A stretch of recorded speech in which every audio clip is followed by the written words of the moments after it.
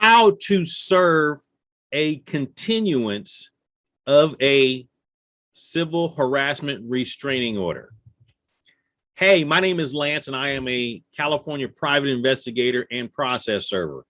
And one of the process servers that I mentor, because I train process servers and I mentor process servers, was hired to serve a continuance on a civil harassment restraining order. Now, this is specific to California, but it might apply to your if you're in another state as well. So when you're serving a restraining order, let me show you the rules here. So hold on a moment. So when you're serving a restraining order, is basically you're giving legal papers to the other party in person. And it's usually a request for a civil harassment restraining order, a notice of court hearing, a temporary restraining order. And these are the forms that will be served. But the issue is you have to serve the person specifically. You have to serve this person specifically. You cannot substitute serve, which is you hand it to somebody over the age of 18 and then mail a copy. That is not allowed when you're serving a civil harassment restraining or any other restraining order in California. Now, let me make it clear. I'm not an attorney. This is not legal advice.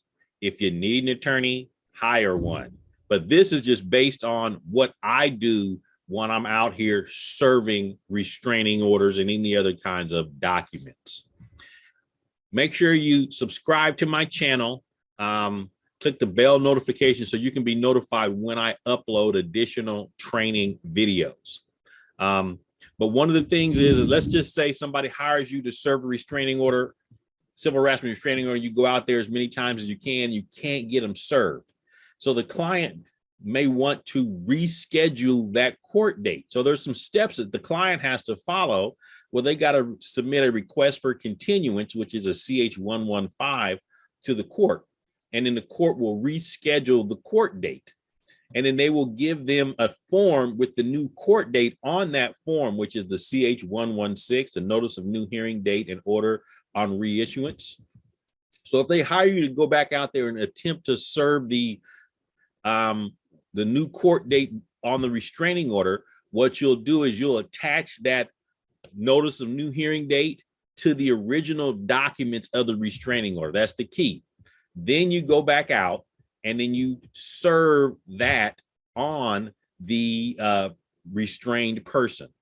So you attach that notice of new court date to the original documents, and then you serve that on the person. Personal service. So you hand them the documents, no substituted. So, hey, guess what? If you're interested in learning more about becoming a process server, I have an online process server training course where I teach you who to serve, how to serve, and how to fill out the paperwork. And if you just kind of want to get a free ebook on how to become a process server, where I kind of go over a little bit of it, I give you this free ebook for that you can download off my website. There's a link below in the description for the training course and for the free ebook. And also there'll be links to different social media sites that I'm on, that if you're a process server and you want to learn how to make more money as a process server, join me on social media because I post tips every day. Have a good day.